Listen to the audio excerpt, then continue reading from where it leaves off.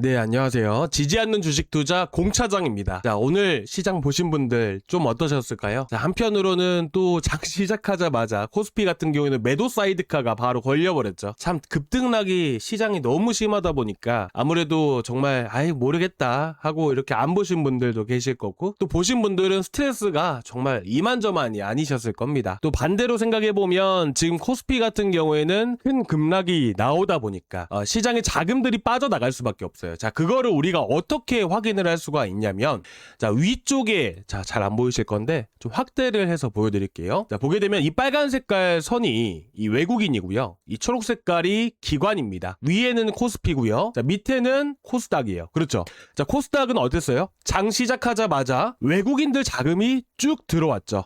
그리고 이제 9시 20분 정도부터 해서 바닥 찍고 기관 자금도 쭉 들어옵니다. 자, 이렇다라는 건 뭐예요? 위에 있는 게 코스피인데 코스피는 다 빠져나가고 코스닥은 오히려 계속해서 들어옵니다. 이 말인즉슨 시장의 자금들이 코스피가 아닌 코스닥으로 이렇게 시장의 자금들이 이동을 하고 있다라는 의미가 되는 거거든요. 그리고 여기에 더해서 이제 미국 증시, 자, 나스닥 일봉인데요. 일봉이 아니라 1분봉입니다. 1분봉인데 딱 보시면 어떨까요? 이때가 딱 9시 1분입니다. 그리고 나서 쭉 밀어 올려버리죠. 이러면 어떻게 될까요? 시장이 강하게 반등을 보여줄 가능성이 매우 높아지겠죠. 그래서 코스닥도 이렇게 강하게 반등을 보여준 겁니다. 나스닥 흐름에 따라서. 그쵸? 거의 비슷한 흐름들을 보여주고 있죠. 둘 다 차트를 비교해봤을 때. 그래서 여러분들께 아침에 개장하고 나서 시장 흐름들 체크하면서 이제 나갔던 종목이 바로 코스닥스, 코스닥 150 레버리지를 나갔던 겁니다. 그쵸?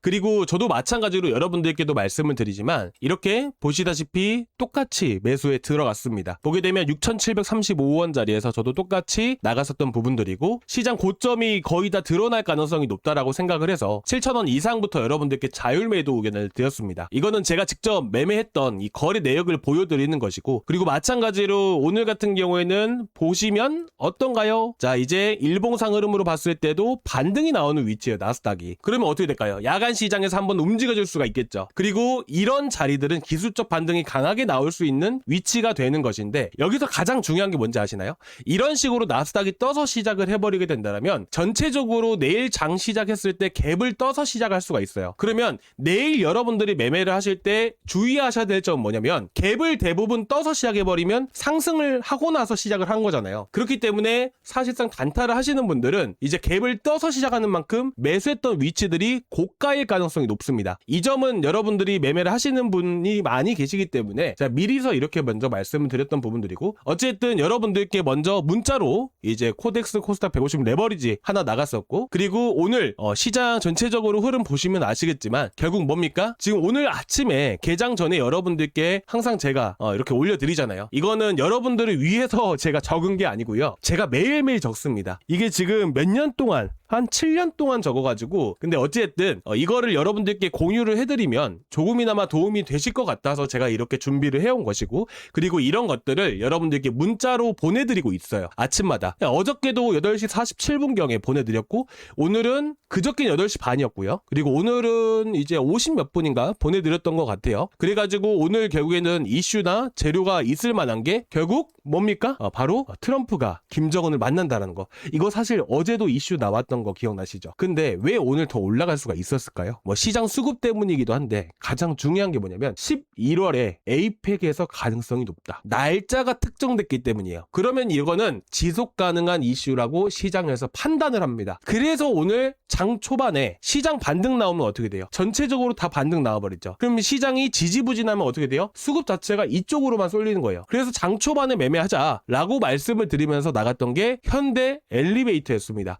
물론 크게 올라가기가 힘들겠죠. 물론 왜 그러냐면 프로그램 매도세도 분명히 되게 많이 나왔거든요, 이 종목은. 근데 대장 종목이 아난티였어요. 근데 아난티는 어땠었나요? 다 떠서 시작했어요. 여러분들 보시면 아시겠지만 떠서 시작을 했습니다. 그래서 여러분들께 이렇게 바로 나가기가 힘들었습니다.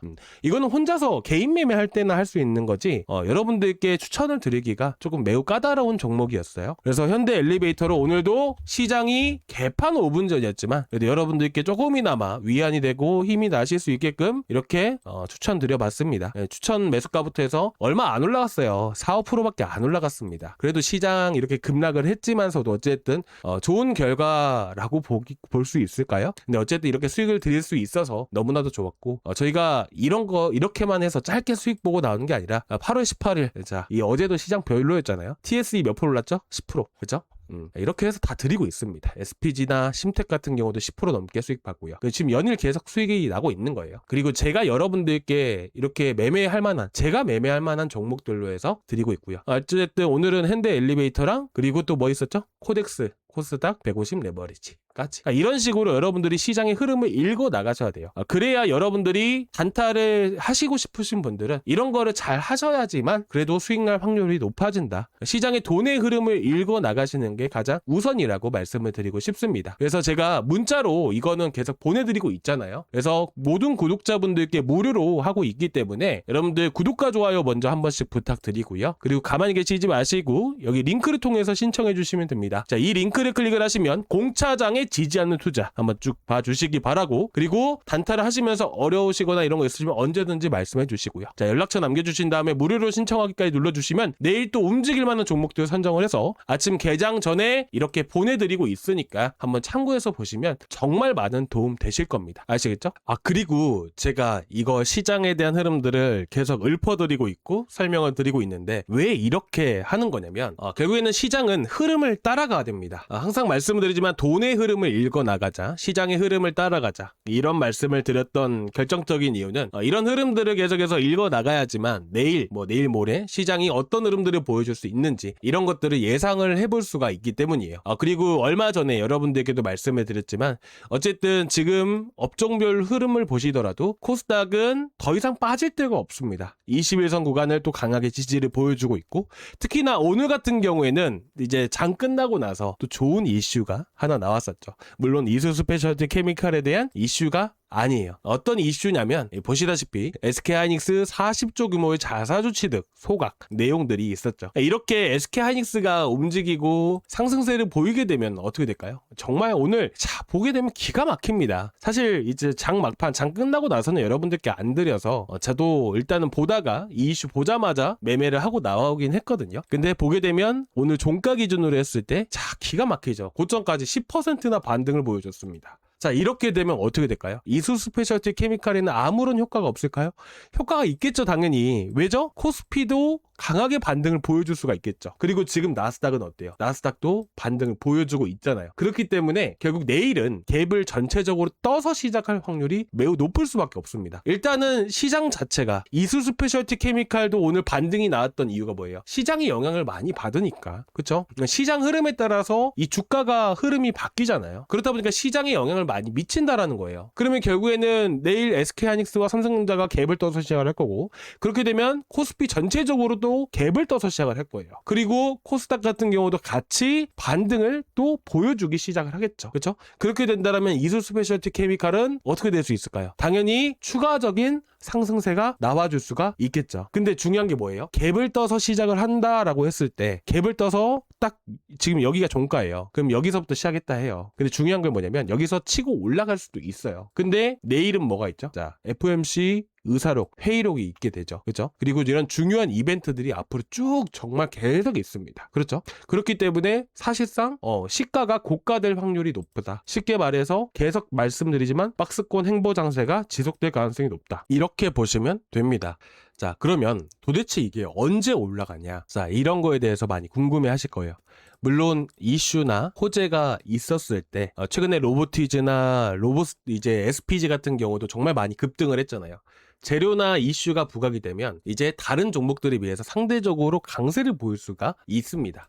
근데 이런 이슈가 언제 몰려 있어요? 9월 달에 있는데 이게 부각이 될지는 좀 그때 가서 봐야 되는데, 어쨌든 확실하게 부각될 가능성이 높은 시기는 10월 달이에요. 10월 달 언제냐? 삼성 SDI 컨콜 때 분명히 전고체에 대한 얘기들이 분명히 나올 것이고, 연말에는 이제 C 샘플이 나오게 되죠. 그러면 이수 스페셜티 케미칼 부각될 수 있어요, 없어요? 부각될 가능성이 매우 높겠죠. 근데 그때까지는 시간이 아직 좀 많이 남아 있잖아요. 그러면 이 이수 스페셜티 케미칼은 안 움직일까요? 움직일 수가 있겠죠. 어떻게 움직여요? 시장에 대한 흐름들. 시장이 움직이면 당연히 이수 스페셜티 케미칼도 움직이는 흐름들이 나오지 않을까요? 그렇죠? 그러면 시장에 대한 흐름들을 우리가 체크를 하고 봐야 됩니다. 지금 FOMC 의사로 국채금리 올라가고 이런 게 다 어떤 이유 때문이에요? 물론 이제 지방 부채가 상당히 많아가지고 가지고 지금 미국 같은 경우에는 부채 부담이 상당히 크다. 뭐 이런 얘기들 때문에 국채 금리가 올라가는 거는 뭐 어쩔 수가 없는 거긴 하지만 사실 국채 금리가 이번에 이렇게 크게 올라갈 수 있었던 이 트리거라 할 수 있는 부분들은 사실 FOMC 의사록이 저는 가장 컸다라고 생각을 하거든요. 그러면 FOMC 의사록이 마무리가 된다면 어쨌든 국채금리가 조금 조정이 나와줄 가능성이 높다라고 생각을 해요. 그래서 시장은 이 FOMC 의사록 이후에 좀 더 괜찮아질 거라고 생각을 하지만 어쨌든 앞으로 국채금리가 더 높아지면 안 될 거 아니에요. 그러려면 기준금리 자체가 동결이 되어야 됩니다. 이때가 9월 16일이에요. 근데 9월 16일 전으로 해서 저는 시장의 방향이 똑바로 나와주지 않을까, 명확하게 나오지 않을까 라는 생각이 들게 됩니다. 왜 그러냐면 이 9월 16일 이전부터 해가지고 어떤 이슈들이 있냐면 소비자 물가지수와 그리고 생산자 물가지수가 발표가 됩니다. 어쨌든 지금 보게 되면 여기 파란 색깔로 되어 있는 데가 금리 인상 확률이거든요. 그렇죠? 이게 금리 동결 가능성을 보여주고 있는 거예요. 그렇잖아요. 그럼 앞으로 금리 인상을 하게 된다고 했을 때 주식시장이 어떨까요? 안 좋겠죠. 좋을 리는 전혀 없습니다. 근데 어쨌든 금리 동결 가능성으로 이제 높아진다라고 했을 때는 시장에 긍정적인 영향을 미치지 않을까요? 그렇기 때문에 이 금리 동결 가능성으로 높아지기 위해서는 물가가 안정되어줘야 돼요. 이 물가는 9월 달에 이미 8월 달은 이미 발표가 되었고요. 이 9월 달에는 보통 둘째 주 화요일 내지 목요일 날 발표가 됩니다. 그리고 그때가 9월 16일 전이에요. 그래서 금리 동결 발표를 하게 되고 그때 기자회견을 분명히 할 것이고요. 그리고 그 전에 물가가 안정된 흐름들이 나온다면 9월 달에 금리 동결 확률이 67.21%잖아요. 아무래도 10월 28일, 12월 9일까지도 금리 동결 가능성이 상당히 높아지지 않을까라는 생각이 듭니다. 이렇게 된다면 연말 11월까지도 시장에 한번 강세를 보여줄 가능성이 높다라고 저는 생각을 하고 있고요. 그러면 결국 제가 봤을 때는 개인적인 생각으로는 9월 정도의 시장의 방향이 나올 수 있는 부분이라서 그 전까지는 횡보가 그래도 좀 더 길어질 수 있겠지만 그래도 그때 이후로 시장이 한 번 더 움직인다라면 시장에 대한 영향 때문에 한번 올려주지 않을까. 그리고 연말 정도까지 해가지고 가을 정도부터 해서 전고체 관련 이슈들이 분명히 있다라면 이 안에서 또 다시 힘써주면서 움직이는 이런 패턴들이 나와줄 가능성이 저는 매우 높다라고 생각합니다. 그래서 이런 것들이 현재 상황에서 놓고 봤을 때 제가 판단을 하는 것이고 이제 차차 시간이 지나가면서 조금씩은 변해갈 수가 있을 거 아니에요. 그런 것들은 변해감에 따라서 여러분들께 바로바로 알려드릴 거니까 구독과 좋아요 한 번씩 부탁드리고요. 자, 일단 오늘 여기까지 좀 준비를 해왔습니다. 좀 어떠셨을까요? 조금이나마 도움되셨다면 구독과 좋아요 부탁드리고 다음 시간에 또 뵙도록 하겠습니다. 감사합니다.